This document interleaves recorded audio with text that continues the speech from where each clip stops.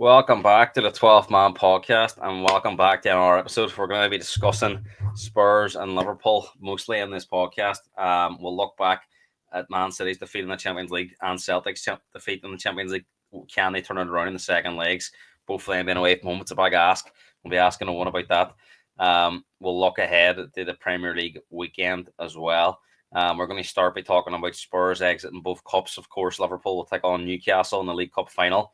Liverpool will not be in the FA Cup final as they lost to Plymouth. Spurs going out to Villa, and we'll look at the Merseyside derby as well, which provided a lot of talking points. And I can see Owen's got his Derry City top on, which means only one thing: the League of Ireland season is back tonight. So we'll touch on that before we go off air. And of course, Michael Noonan making history in the Europa Conference League last night for Shamrock Rovers. How far could Shamrock Rovers go in Europe, and is that a good thing for the League of Ireland, despite a lot of League of Ireland fans, rival fans, disliking Shamrock Rovers?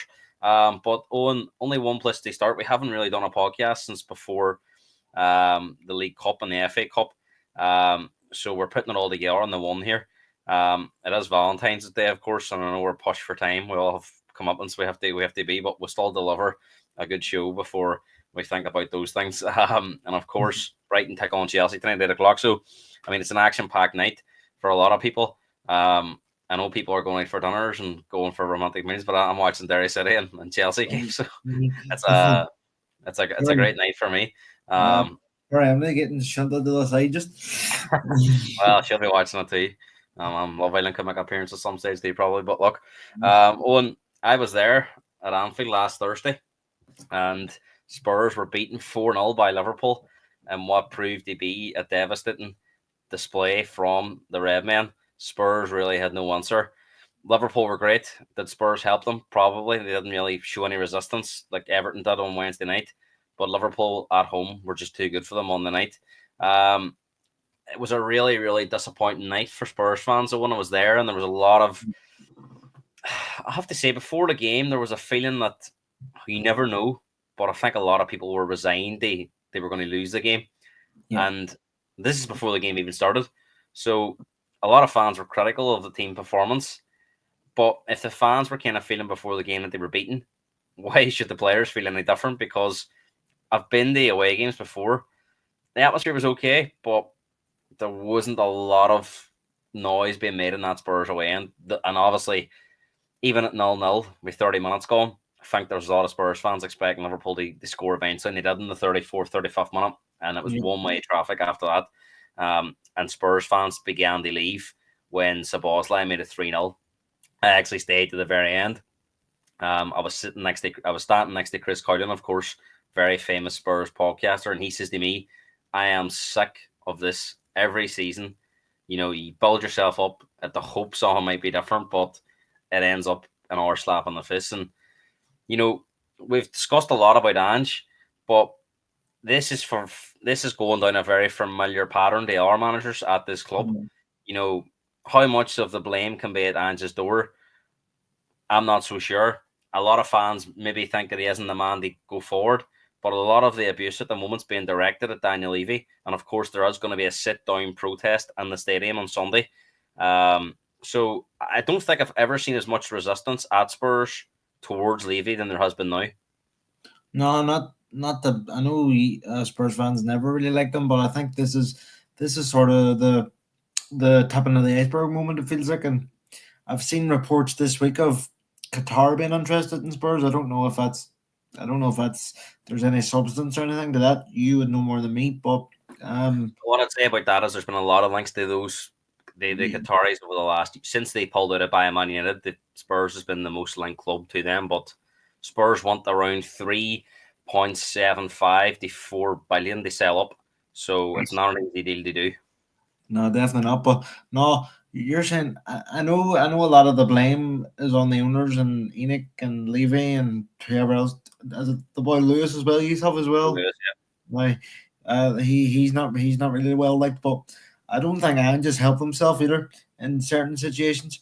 But I know we always speak about it with Spurs. It seems to be injuries after injury, and I actually listened to his press conference today where he said there's no time frame on Romero van de Ven. Now, Romero was meant to be back mid-January. We're now 2 weeks away from the start of March. So, A lot of talks around his future in the summer. Do you feel that there is a good chance that he will move on in the summer? you talking about Andrew or Romero? Romero. I think he will. If Ange goes, I think he will go because he seems to like Ange a lot. Heavily linked with a move to Real Madrid. Do you feel he's at that level? On his day, I think he could be, but he is prone to a lot of errors. Uh, Although he could suit Spanish football because he does like they fly in the challenges and a lot of that happens over there. But I think if Real Madrid are going to go for a centre back, they're going to go for Saliba, surely. A lot of Spurs fans say with Romero that they don't see the same Romero at Argentina as they do for Spurs. He's part of a defense at Argentina that's breaking records. Won the World Cup, won the Copa America. I know they had Messi in there, but he's always been a key part of the team. It's been him, and somebody else at the back. I think there was the fella that was United for a while, or not, or Man City, Otamendi, and now Martinez has moved on there. But he's been a spearhead on that team. And Spurs fans are saying they never really see that Romero for Spurs. That maybe he's not as interested in club football. I know under Ange he's played a lot more games, but under previous managers he had been injured a lot, but always seemed to be available for international duty. Yeah, and I was actually listening to something the other day. It was like it wouldn't I think it was one of the Spurs people said it's actually Talk Sport. I don't really listen to them, but I just seen it, so I listened to it. And it was like I wouldn't be surprised to see Romero being called up for the internationals in March and making a miraculous recovery and then being injured when he comes back. Jamie Carragher didn't hold back on his criticism of Spurs after the full-time whistle in Anfield when they lost by 4-0. He says that he never expects anything from Spurs. They never usually won big games, which I think was quite harsh because they have had some big results this season in general in the league. All right, United and City haven't been at their best, but they've beat Pep's Man City teams a lot in the last few years. I think maybe he was referring to big cup games. He says he referenced the Ajax one. Was the one that stood out. But he did mention that Bentancur, Basuma, Son, Richarlison, and Kulusevski had a lot of experience in the Premier League, and that he would expect it better of them despite the injuries that they have. Yeah. But Ange had a different viewpoint that a lot of these players that have been playing 3 times a week, 90 minutes, having 50 to 60 hours turnaround, even maybe flying back from Europe for a game against a team that 9 times out of 10 he says they've been playing have been resting for a week. And that's been critical in certain games. And that is, he's been criticised that a lot of people have been saying that, where's the Angeball gone? The great football they were playing, even though you think back to that Liverpool game, even before Christmas, they conceded 6, but they scored 3. They haven't been scoring as many goals. You think about the Brentford game where he was asked that he change his tactics. He just says, no, the players were too tired to press. And if you look at the Liverpool game and the Villa game, they were really wide open. And it wasn't due because they were getting their pressure on. They weren't really pressing at all. It was leaving all these gaps in the midfield. And, they could have conceded a lot more than 6 over the 2 games. So, I mean, the where do you stand on it? As Ange, to blame, or is he just suffering because he's got a tired team that can't really do what he wants? 50-50, I think, to be honest. Obviously the not having your full complement of squad for must be over half the season now, is it? Well, he says since the Ipswich game, really. They went to Man City with injuries, didn't they? And they still found a way to win that day. But really, since that international break, he says we've been dealing with injury after injury. It's just got worse and worse and worse. We haven't really got anyone back. And anyone that did come back, I think Romero and Van de Ven come back, and they were, after 30 minutes, they were off against Chelsea. So they really haven't had anyone back in that time frame. No, and I think, for me, I just think even before all that, he should have been rotating the squad a bit more. Like, he didn't give Jed Spence a snuff up until his injuries, and he's been probably your best player, I would say, other than Kulusevski, arguably, and even him, now he looks exhausted, and Pedro Porro looks like he's going to break down any minute.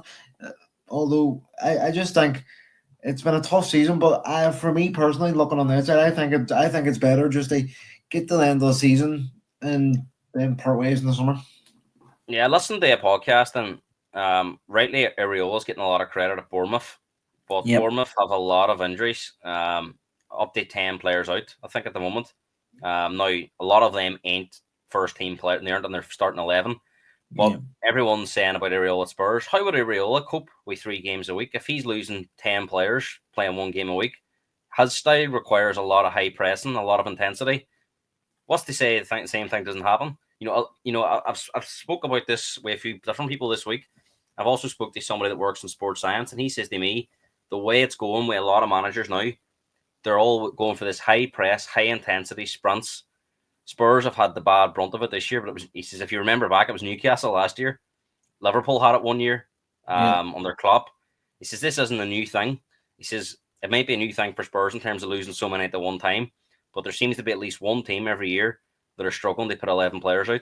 And it's due to the fact that a lot of teams now are going with this high press, high intensity, especially the teams that are playing in European competition. They're in 4 competitions. The European campaign's been extended.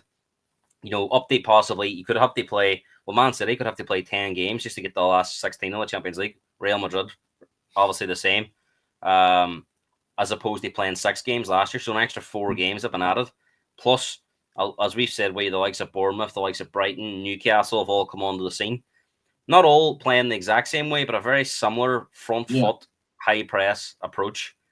So, I mean, what's the tonic here? Irons has got a lot of criticism, and I feel that he has to have managed this situation better. But if Spurs replace him with a similar-minded coach, is there just to say it could happen again? It could, because you seen it this week. Arsenal go away to Warren Weller training, and Havertz tears his hamstring, and he's out for the season. So it is. It's not. He went to close down a shot and pulled his hamstring in half. So that tells me that was waiting to happen. And look, Arsenal, I think at times are a high pressing team, but at times they sit off, and they seem to be crippled with muscle injuries now as well. So has there got to be some sort of trade off? Is there too many games, or the managers have to adapt more? Because I think that's the one criticism I'd have with Irons is he's not really adapted at all, and only now we're seeing the likes of the Brentford result was down to more. All right, the boys at the back defended well, but it wasn't the fact that Irons wasn't telling them to press; it's the fact that they couldn't do it. So it was just he was going the same way. I don't know because we're going to have more games this next season too going on. Man City have to play in that Club World Cup thing in the summer, so and that apparently that's going to be competitive. I don't know how competitive, but apparently it's going to be taken seriously. I remember last year too. Chelsea had a lot of injuries at one point because Pochettino was down to the bare bones. Chelsea did, Liverpool did at some points. We had to play some of the youngsters. A lot of these seem to be muscle injuries. And I know Spurs have had a wee bit of bad luck with Vicario breaking his ankle and Dragusin doing his ACL. I think they're just innocuous freak injuries. Solanke another one where he's done his another ligament. He done a ligament in training as well. So there's 3 potential freak injuries they've had. The other ones are all calf or hamstring related. And Arsenal at the moment, Martinelli, I think's a hamstring, Saka's a hamstring, and Havertz is a hamstring. And then I think if the only team that I can think of who hasn't had really bad injuries this year is us. The worry one as well is a lot of these injuries that we've seen at Newcastle, seen at Chelsea, seen at Spurs and Arsenal now. Is it's not just small hamstring; it's tears. It's 60, 70, 8 weeks out. It's not just a couple of weeks or 3 weeks. It's a long period where these players are out. And you seen obviously you can get injuries. You can get injuries within a match like an ACL, like Martinez did, but there's, as you say, it doesn't seem to be a hamstring injury out for 2-3 weeks. There in the Plymouth game there at the weekend, Joe Gomez first came back, he's out for the rest of the season. So it's it could be down about the play. Some players too are just prone to injuries as well. Like you look at Van de Ven, look at the way he sprints. Like he's always going to get injured. Romero. From what I hear with Van de Ven, Spurs are taking this very seriously, and from what I hear, he's training still, and he has been training well, but they want his strength and his hamstrings. So basically, trying to prevent any re-injury. Obviously, you can never prevent. It's never impossible. But I think they're trying to take every measure to strengthen the muscle of Van de Ven. So they're prepared to wait. Obviously, as they see Van de Ven as a critical part of the future, not just this season. So, I mean, are they doing that right with Van de Ven? Are they right to be patient? Because obviously they got a big slap in the face when they brought him back against Chelsea.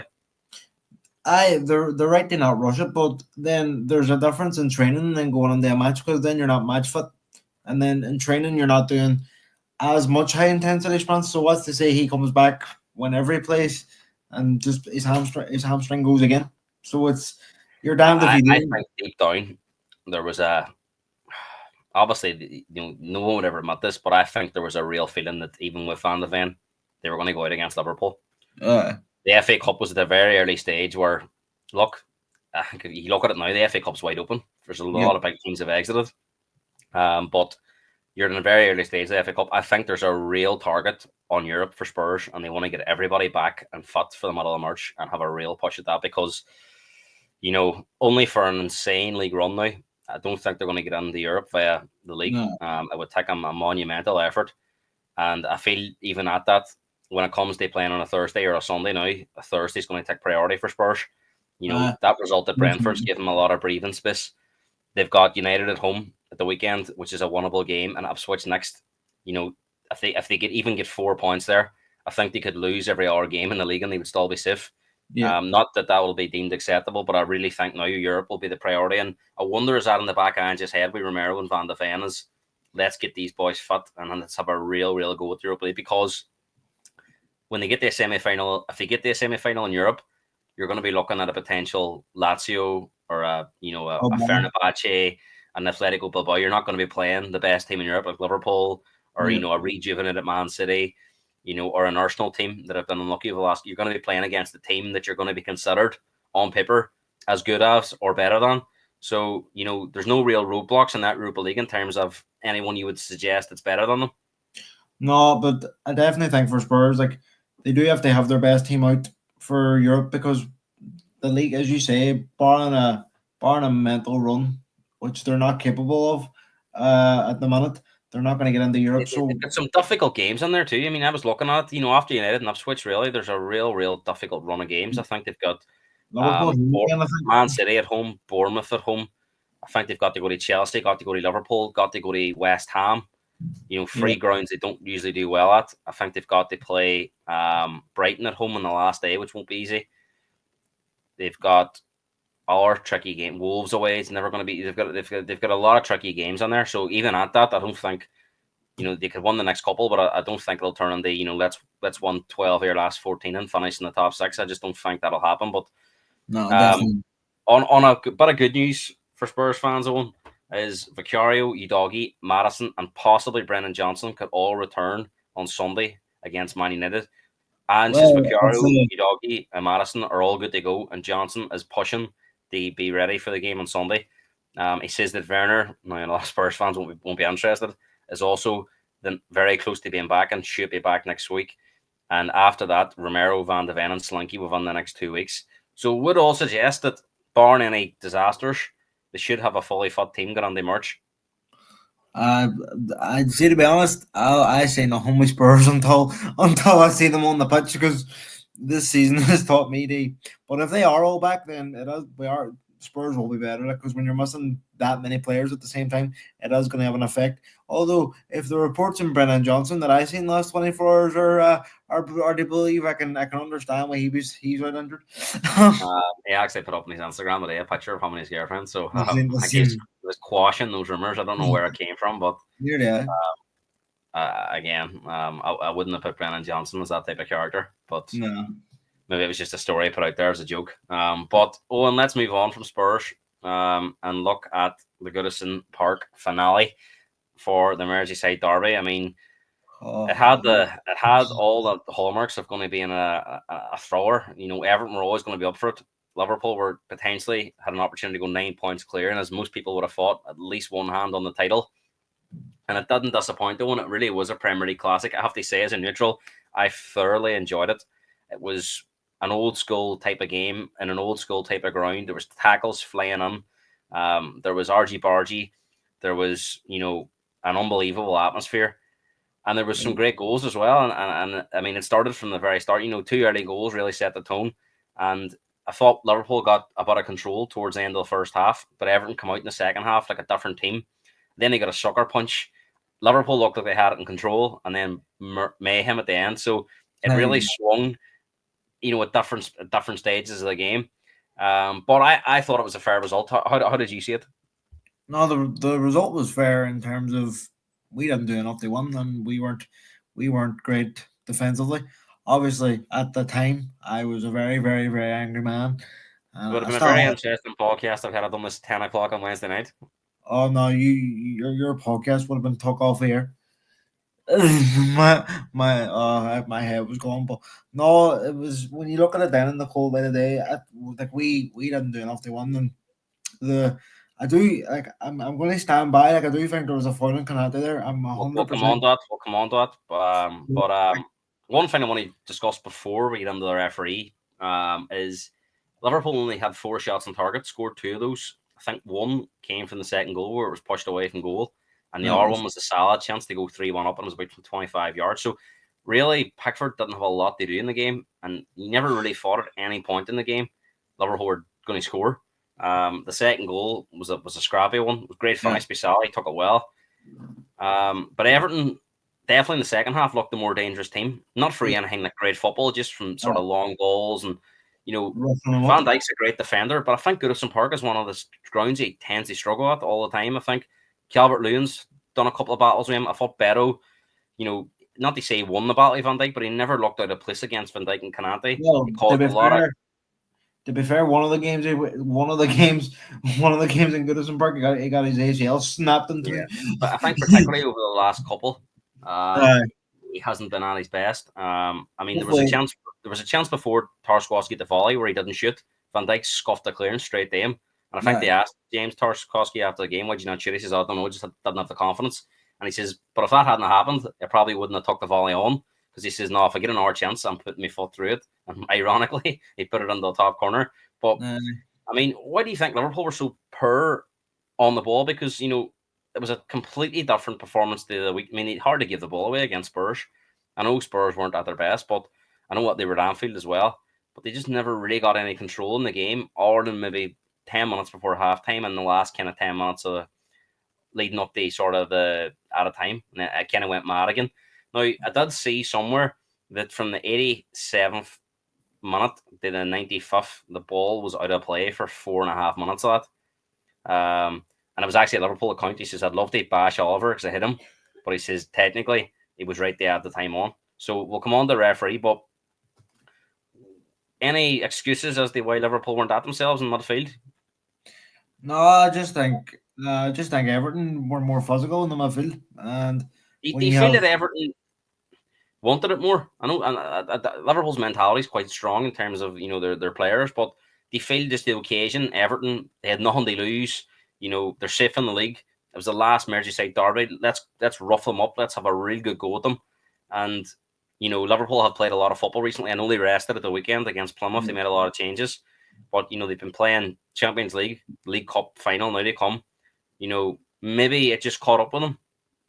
I like let's be see if someone said to me before the game it'd be a 2-2 draw, I would have took it. Like it was just the way it was just the circumstances and the way it happened. I wasn't pleased with, but no, like if I was the last Merseyside derby at Anfield, look, it would roles reversed. Everton or Liverpool would be up for it as much as Everton. So it's their cup final. Like as Van Dijk said, they're not going to like that's their season done. That's their season done. Like, basically. Yeah, So only 1-1 at Anfield or 1-1 at Goodison Park in the last 8 attempts. So it does suggest that a draw is not a bad result because it's not usually somewhere you go and win. no, it's the last time we won was 2022.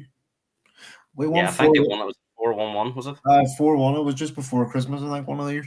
But other than that, we've struggled there. But I'll be glad they play Everton away next season and don't have to go there. See how we get on at Bradley Moore Dock or whatever the I hell. think Liverpool will enjoy going there, but more because it's not the same. It's not going to be the same kind of atmosphere, I think. But No. let's come on to the referee because I mean, a lot of people had a lot to say, particularly Liverpool fans.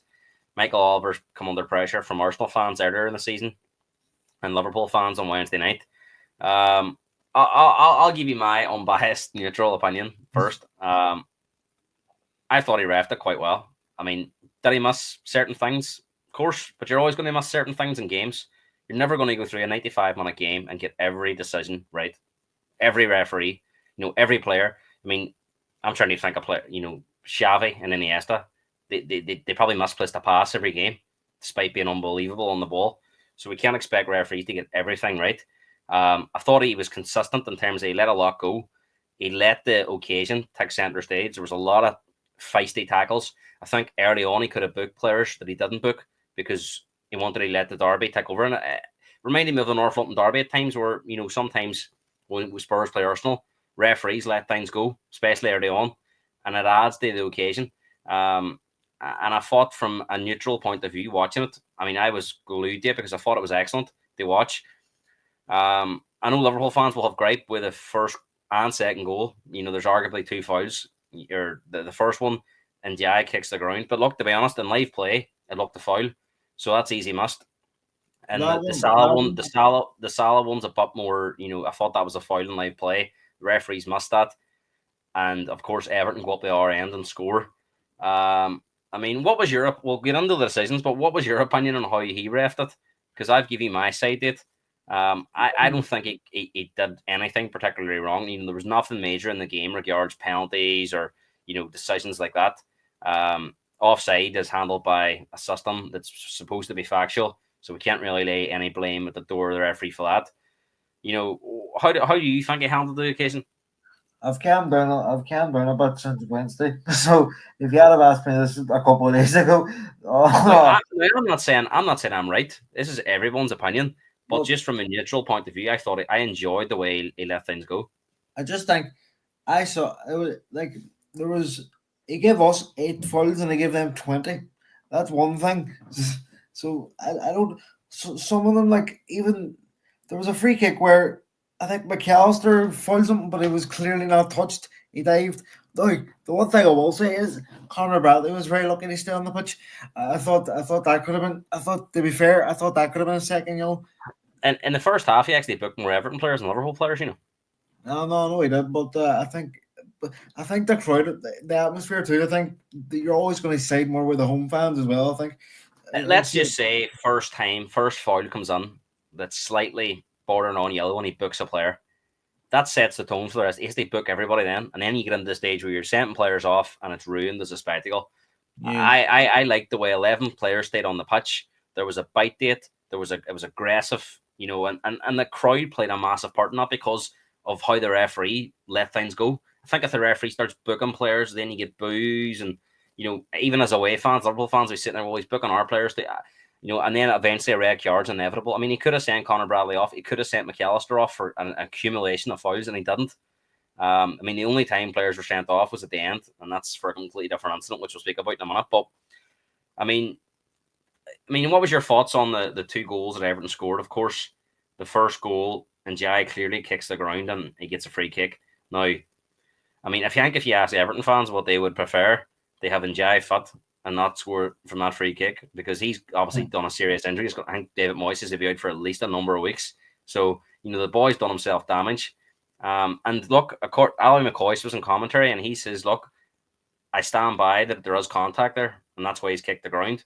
It's very difficult to see, but as it's similar to the Bournemouth incident where Liverpool get the penalty where there's a slight bit of contact that forces who was a gap goalie click his 2 kicks together and go over. So you could argue that Liverpool got one their way the following week, and this one went against them.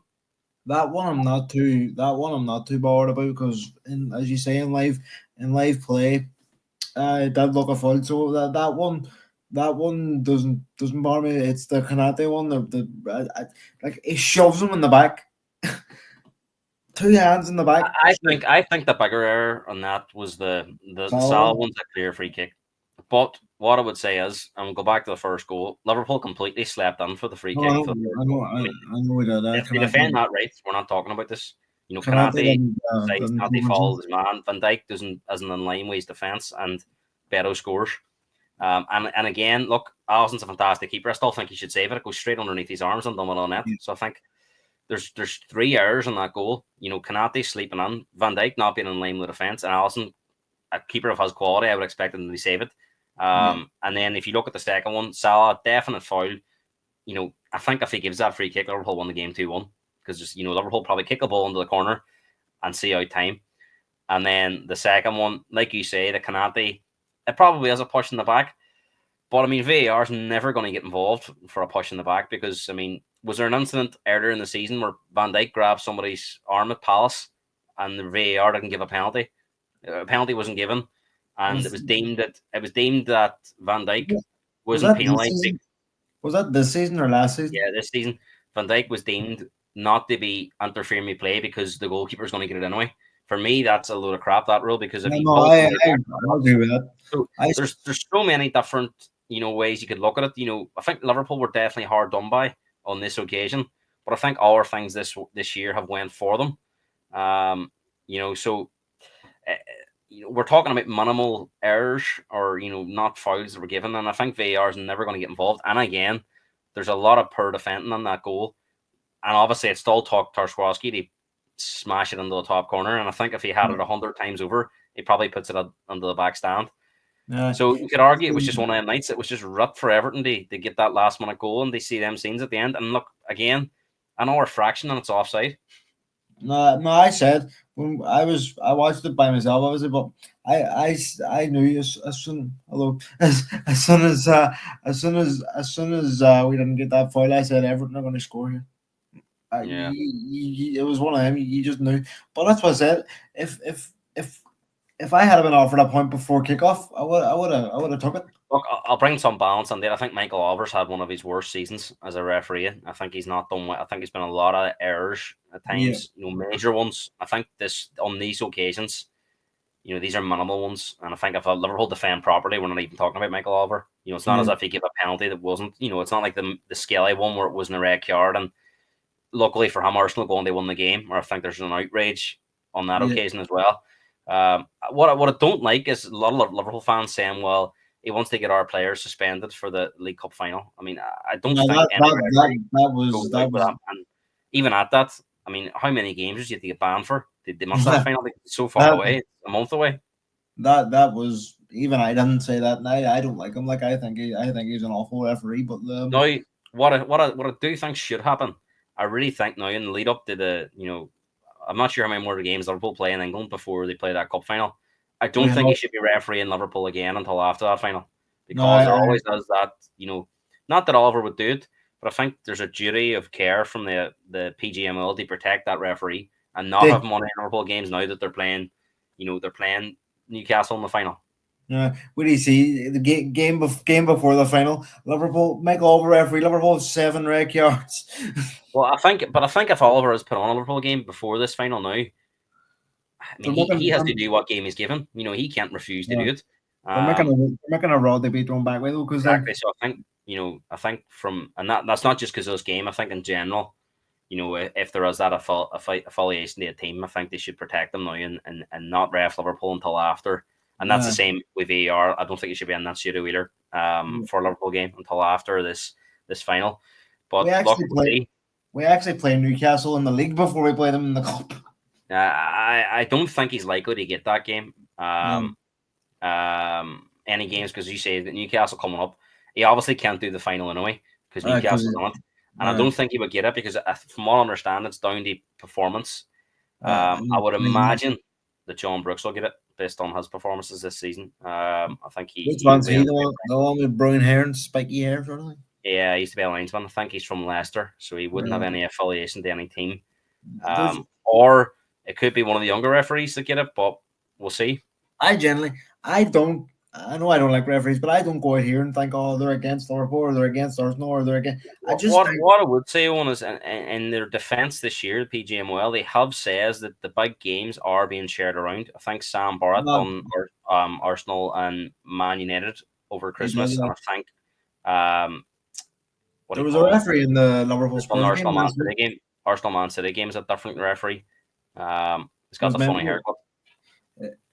I think the referee that Liverpool Spurs too in the League Cup final was relatively new, wasn't he? Or the League Cup semi-final? Can't remember.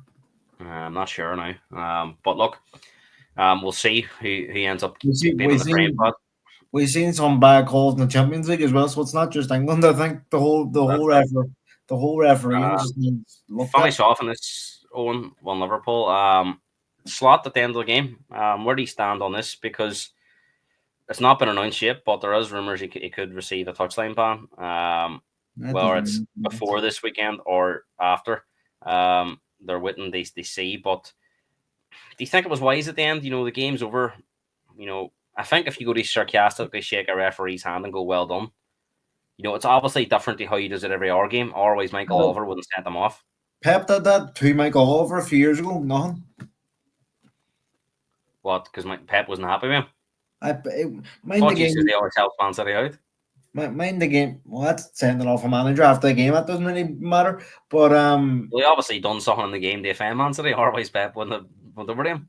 no, it's I think he told. It wasn't even a handshake. I think he told him to f off. Just I think that's what it was. Or he said something along those lines. But no, I just think in these games, like the emotion is going to get the better of you. I mean, Moyes was very critical of Decore. He says he's got himself suspended now and we're already lighting bodies. But again, do you expect more from Jones? Should he hold his own? Because now Jones is unavailable for the weekend. no. See, if I was me, I'd be on there punching people. I wouldn't care. The way I was on Wednesday night, I was You said to me on Wednesday, I'm not confident for Wolves at the weekend. I know you've had some time to reconsider that, but do you think that this was a potentially damaging night? not in terms of. I know I said we'll lose the Wolves, but I think I was just me angry after the game. But like, I do think it'll have some sort of mental knock-on effect. That because maybe not to the point where I'm thinking we're going to I get think as beat. long as you beat, I think as long as you beat Wolves, that'll be it. I think, Yeah. if they don't beat Wolves, of course you'll go back to that, and then Villa away looks a very difficult game, and Man City away looks difficult. So it's a really important. I think they won on Sunday, and I think they will. If we come out of this week, so we have Wolves on Sunday, Villa on Wednesday. Wednesday. So if we come out of that with 6 points, I'll be buzzing. Then the Man City game can take care of itself. Like, it's mad though because going on that Man City game, you're usually all nervous. But Do you take 7 points now from those three? as long as one of the draws isn't against Wolves, Let's dive into the European roundup because there was games, of course, Tuesday, Wednesday, and Thursday. Here we go. Breaking news: Arne Slot, Liverpool, and Everton all charged in wake of Merseyside derby. we knew that was coming. He will be charged, so maybe he will be allowed on the touchline this weekend, but he'll probably be banned after, or it could be done beforehand. But that remains to be seen. But the big game of the week was obviously going to be Real Madrid and Man City, and that took place on Tuesday in Manchester. Man City had the game in the palm of their hands, 1-0 up, 2-1 up, and at no point, even when they went 2-1 up, that I feel confident they would see it out. They've had so many almost like Spursy moments this season where you just snatched defeat from the jaws of victory, and they completely fell apart in that last 10 minutes. And you could see it in Pep's face. It's almost like he knew it was going to come because they were misplacing passes. They were looking nervous, and it's almost like they've lost the ability to see out a game. And they more mistakes, and Madrid snatch a 3-2-1. And look, you could say the first half Madrid had a lot of chances, but Man City, they responded quite well, and they had periods in the game where they were dominant. I think a draw probably would have been a fair result, but City now face a real mountain to climb in Madrid. What was your thoughts on it? It was the game. It was the game I expected. Like both teams have good attacking power. Both teams can't really defend. So I expected there to be goals. I actually tipped. I don't think I was. We haven't been on here, but I said to a friend of mine I tipped a 2-2 draw. So I thought it was going to be as tight as it was. But as you say, the last 10 minutes, Man City just imploded, and we've seen that this season. We Feyenoord, we Brighton. Spurs, like that first 10 minutes in that Spurs game. Brentford 2 each, you finished. I know we beat them 2-0, but we probably should have beat them 4-5. United. So, and Pep said after the game, as you said, he was asked about it, and he just sort of went. he sort of expected it, but I know it's only a 3-2. I know it's only a 1-goal deficit, but I can't see them going. I can't see them going to the Bernabeu and not conceding at least 2 again. How much of a threat do you think Real Madrid are in this competition? Because we've seen it over the years. They tend to not play that well and find ways they won. They weren't outstanding against that Man City team that have been poor at times this season, and they needed help from Man City to win the game. Now I know in Madrid they'll fancy themselves strongly, but is that the lingering doubt with Madrid? Is as long as they're on there, they're a real threat. it's their competition, like, isn't it? It's they are the kings of Europe. As much as I want to argue and say they're not, like they they're the best team in the competition. They've won it the most times. I mean, wasn't it the year they got the final against us? They were nearly put out by Chelsea, and they came back in the last few minutes. And then Man City, Man City, then obviously we Bayern Munich probably last year. Bayern Munich last year. We probably should have beat them in the final in 2022, but Courtois had the game of his life. So I don't know, when it comes to the Champions League, they're just the kind of phrase Klopp said, they're just mentality monsters. But I do it's think as well they get some lot of good fortune. I mean, Mbappe's goal. I mean, uh, shims it. I mean, how that even happens. I mean, you could I try think that if, 100 times over, and it would uh, never happen again. I think if he got the right connection on it, they probably would have blundered over the bar. Yeah, but even if that technique was again, I just Mm. think I couldn't believe it ended up in the net because it's you think backspun they come back, but it went for I don't know how he did it, but Because a real slice of fortune. when it happened, it was just slow motion. You were just waiting for the ball to jet. I was like, oh. But I I think think Ederson's form's a real concern for Man City. I think that's a lot of errors he's made. no, they wanted to sell him in the summer, didn't they? Not. Yeah, I But think that Man City team need a massive rebuild. I know they've brought yeah, players on, but they need more. Let's move on to Celtic and Bayern Munich. Bayern Munich, huge favourites for this tie, but as we know, going to Celtic Park never easy. Bayern Munich, Celtic defended quite well. Elise scores a screamer right before half time. Kane scores right after, and you think game over. Celtic found up something from somewhere and battled back and really could have got a draw and end up. they probably should have. How much that would have meant going to Germany. I think they're away form in Europe, but they haven't won in Europe for over 5 years away from home, and Bayern Munich's going to be tough. They've had a wee bit of bad luck with VAR, even though probably decisions were right on an hour night, they might go your way. But I thought the penalty was should have been given from what I saw. yeah, and then obviously difficult now. It would have been difficult going to Bayern Munich 2-2, but going 2-1 down for a team that hasn't won in Europe for 5 years, and Bayern Munich at home are notoriously strong.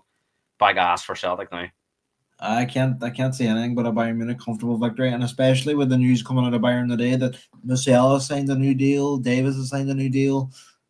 So I think Celtic full credit them for at least that's what Rogers said. Rogers said, "All I want is just to be within a chance going to Germany, and a slim chance is still a chance." But I can't see anything but a Bayern Munich one.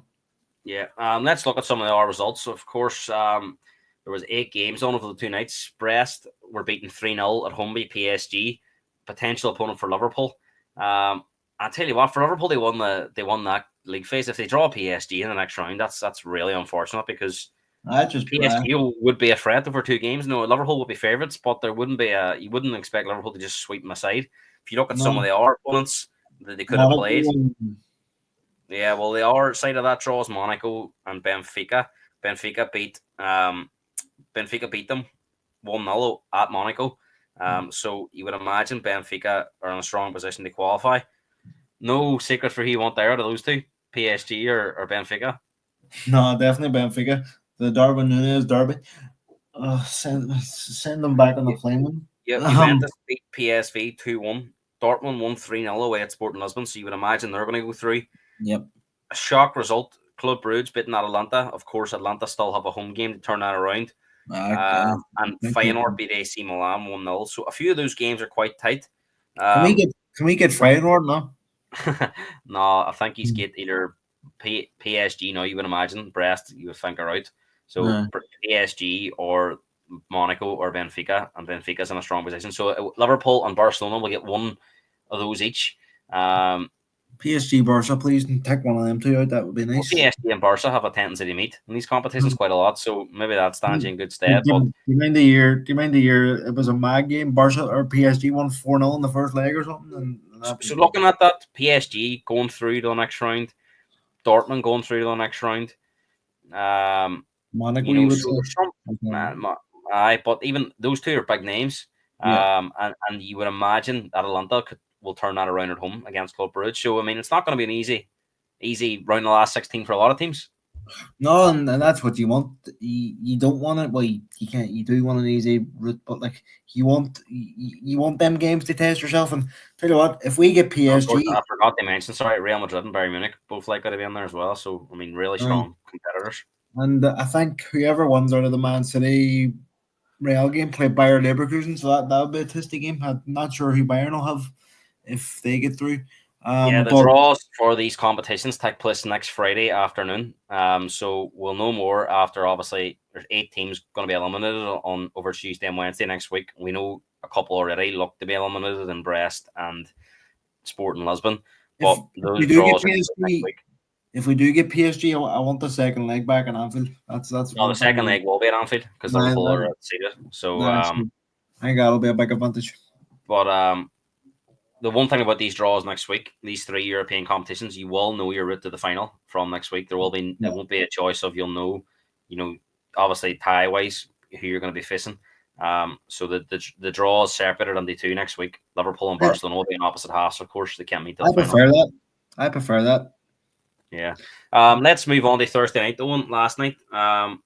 And I have to say, the big shock in the Europa League last night was AZ Alkmaar beating Galatasaray by 4-1. And I know a lot of Spurs and Man United fans were looking at potential opponents, and I think it was going to the 2 most likely were going to be Real Sociedad and Galatasaray. Now, Real Sociedad did win in Michelin, 2-1. They've got a home game to come. You would expect them to go through. Yeah. And the other potential opponent was AZ or Galatasaray. And Galatasaray were the favourites, but lost 4-1 last night. Now, we know Turkey can be an intimidating place, but it's a big ask to turn that around now. Yeah. And I think for Spurs United, obviously one is likely to get Real Sociedad. The other one could play AZ Alkmaar. Now, Spurs did play AZ Alkmaar in the league phase, and I wasn't particularly impressed. So that would be a dream draw. If AZ can see that tie through, for one of Spurs United, that would be a very, very, very favourable last 16 opponent over 2 games. And it definitely will be, and I think it kind of helps too that you can't meet until the final, so you know that you won't meet until the final. But no, if I think you would rather you would rather anyway have it AZ than Sociedad, I would Well, imagine. I think out of the 4, everybody just says they have one Galatasaray because they know it was going to be a difficult away game. But obviously, Yeah. that could be off the table now, which shows you as well how much of an incentive it can be. Because Galatasaray got a red card last night, and the fact he didn't qualify in the top 8, they had this playoff. They get a red card, lose 4-1, and it's a mountain to climb now. Yep, and you can never take for granted the Europa League. Like I remember me last year when we got that Atalanta draw, I was going, book me tickets to Dublin, and obviously it didn't work out the way I wanted. But I think if Spurs United get AZ, they'll definitely fancy their chances getting into the I quarterfinal. think conversely, Sociedad would be a tough game for either Yeah, or at this they, stage of the competition over 2 games. I know they both have the second leg at home, but still be a hard game against Sociedad. I don't watch a lot of Spanish football, like, but Sociedad are they're like lower mid table, I think. As opposed to Uh, AZ are who are 4th in the Dutch league. So so it just shows the difference in quality in them leagues, really, doesn't it? yeah, and of course the big story of the night, and particularly from an Irish perspective, was 16-year-old Michael Noonan scoring in a 1-0 win over Molde in Norway. That's Rovers brilliant. were seen as massive outsiders on the night, and the fact that they got a result there gives them a great chance now at home to see this through and I potentially actually into seen, the last 16 of this European competition. And I this actually was his seen last today. debut as well. I seen today that he had to go back to school this morning. What a story, but a It's debut and they amazing. score in Europe, the youngest ever goal scorer in European competition. What a It's story. amazing. It's amazing. Like, as much as I don't like Shamrock Rovers, you can't begrudge them at like 16 years of age. Like that's As it and the interest of Irish teams, they let Shamrock Rovers keep going, and I think next round will possibly be too strong for them. But yeah. this will rank up in the coefficient ranking for Irish teams. Oh, it's brilliant. Like I'm not when they won last night, I wasn't cheering, shouting, going mad. But it's good for our league as Yeah. it's good for our league as well. Like. Well, the only thing it does do is it gives them a lot more money to spend. Nah, And that's a bad thing. But hey, it's brilliant for the young lad. Like, could you imagine him waking up this morning, walking into school, all his mates? Like, what a story. and look, it'll be interesting to see how Shamrock Rovers do this season because they've been playing right up to December. Yeah, And they had maybe a break in January, and then they've had to start the season early. Obviously, they play Bows away on Sunday at the Viva. That's the opening of the season. The yeah, first time they've done this, where Bows have surrendered their home advantage. They play at Aviva, so that'll be a special occasion. But this could take its toll on Rovers. I know they've got yeah. a big squad, and they can potentially bring more players on, but they've been playing for that long since last February, right through. it's a big ask to keep this going right through to the potentially November time. Oh, it definitely is, and hey, that's the price you pay for being a successful team, isn't it? Over the years, uh, they get to them games, but we'll see how the League of Ireland kicks off tonight. We'll speak about that near the end, I would say. No, we'll chat about it now actually because we're on this topic. Derry, of course, start their season away at Shelbourne tonight. That's on Virgin Media 2. Last year's champions, Derry, witnessed Shelbourne lift the league and the Brandywell. So they'll not forget those moments. Derry has been a lot of change on and off the pitch. How do you feel, Owen, going into the season with Derry? I know I've spoke to a lot of people and they're very excited. They've been to some of the pre-season games and they says they're enjoying what they're seeing. But of course, friendlies and league football is different. But it'd be a massive statement to go to Shelbourne tonight and get 3 points, wouldn't it? If we go there tonight and get 3 points, then it puts a marker down early on. And you have to give the new manager time. He's there's 6, 7, 8 new players on there. And he plays he plays quite attacking football from what I've heard. But it's a big baptism of fire because no disrespect to Lauren, it's a different level from the Northern Ireland League. That the way with Shamrock Rovers stuffed Lauren in Belfast. So I think I would take a draw tonight, to be honest. If you offer me a point now, I would take it. I don't know how you feel, but you never know in these opening games. But I really don't know how Shelbourne's going to be this season. Like you just don't know. Yeah. I know a lot of people are worried about the average age of the Derry squad. I seen Tiernan yesterday said, "Oh, I don't have enough room for the wheelchairs in there because they're that old." But hey, sometimes you have to lean on experience, and that's what he seems to be doing. It'll be interesting to see. It'll be interesting to see his starting lineup tonight. Will he play his 2 up top, or will he go for 1 up top? Well, he's been playing 4-3-3 in pre-season, so it'll be interesting to see if that's the way he goes, and I would imagine it will be.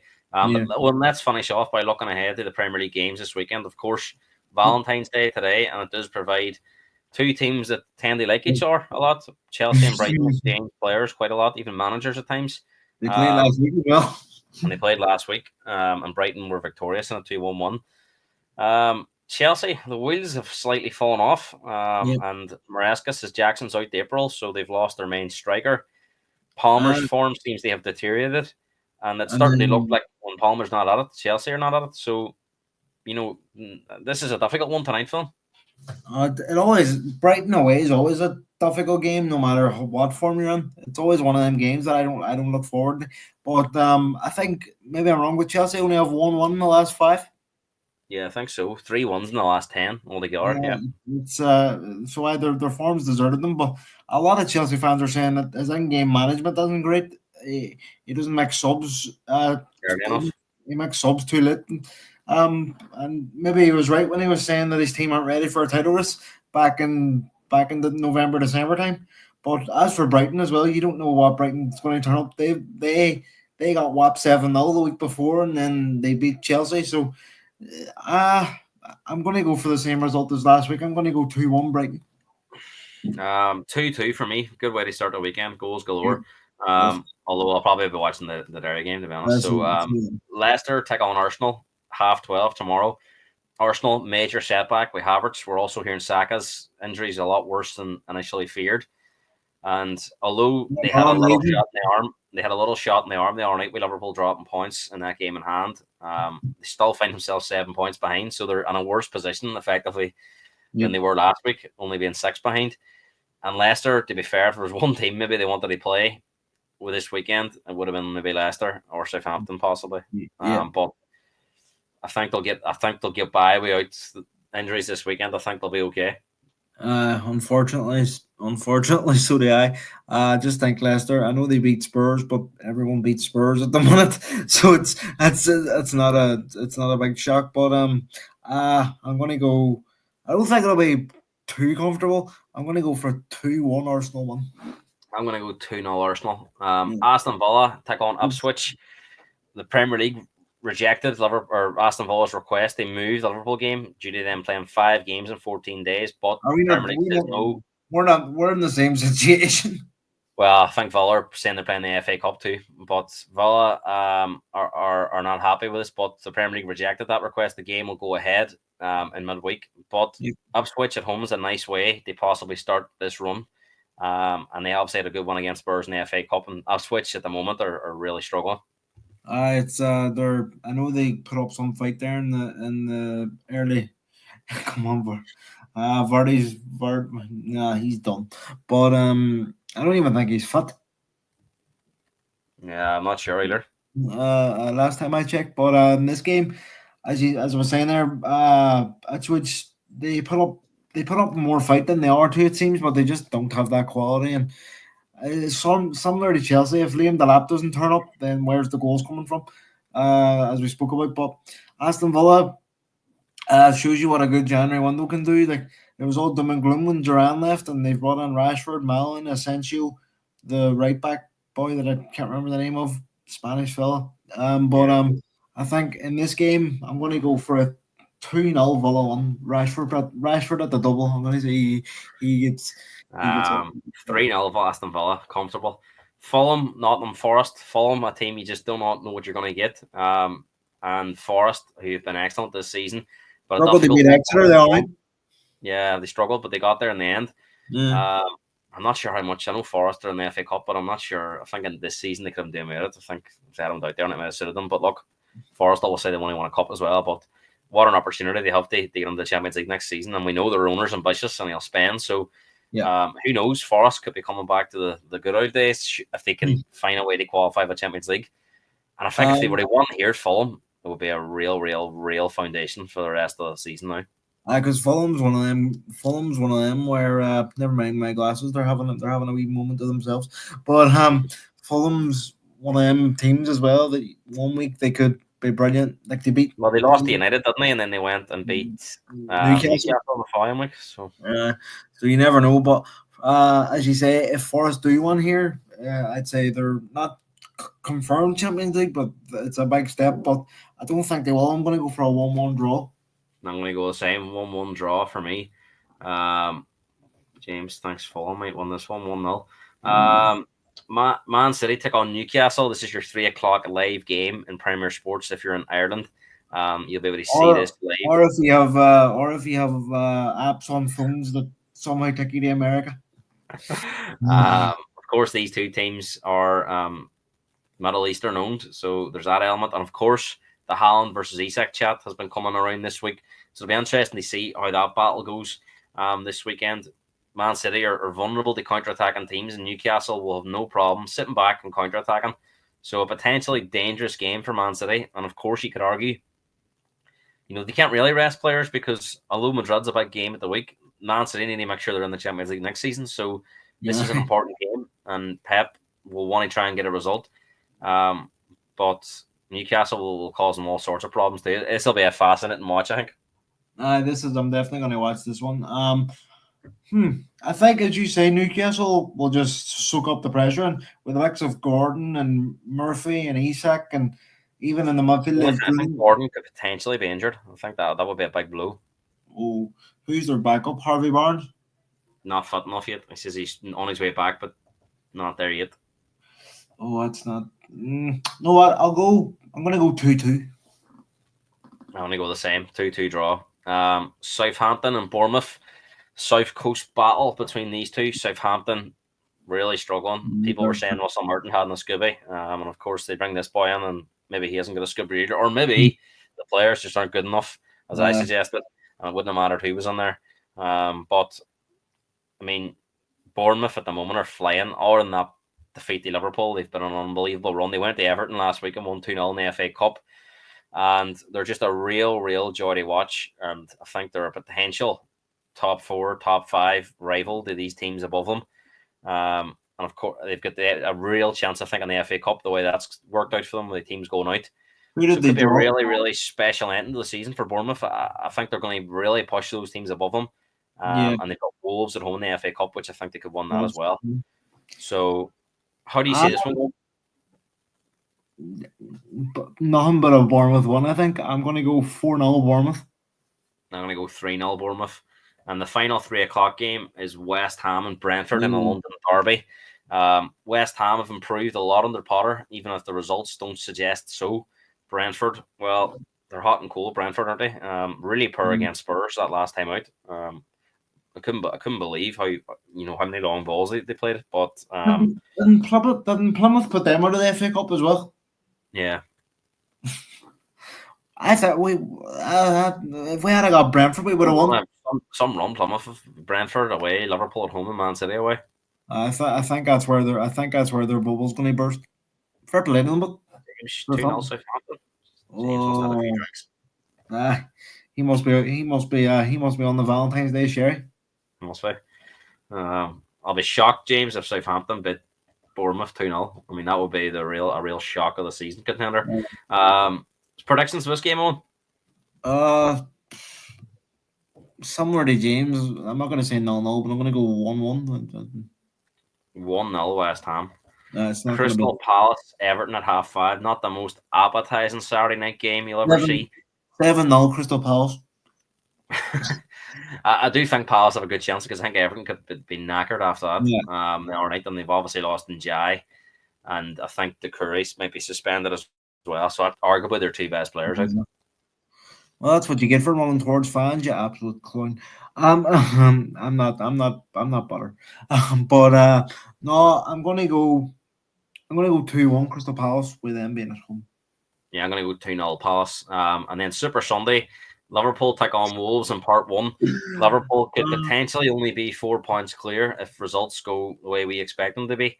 So there would be a little bit of pressure on them.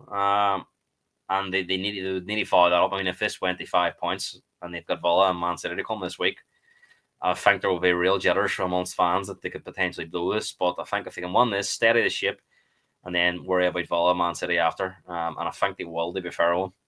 I know, Wednesday night I was saying, "Oh, we're going to lose, but I was very heated after the game. But no, I think I'm going to go for a 3-1 Liverpool one.